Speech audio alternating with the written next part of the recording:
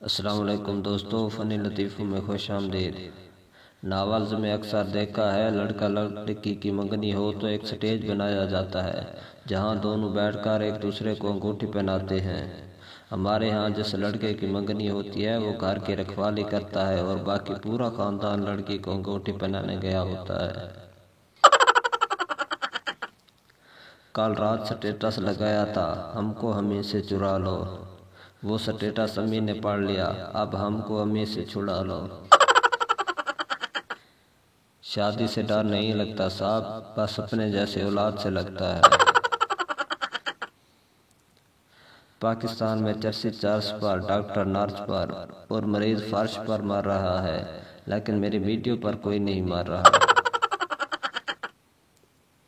वो पूछना ये था, ये जो लोग आंखों में डूब जाते हैं इनकी लाशें कहाँ मिलती हैं?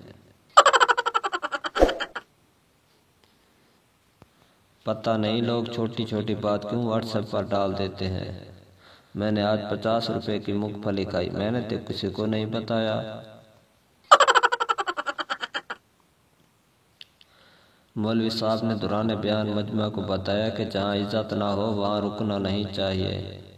मजमा में से एक साहब बोले, और तुम्हारा मतलब कि बंदा उन घर भी न जावे।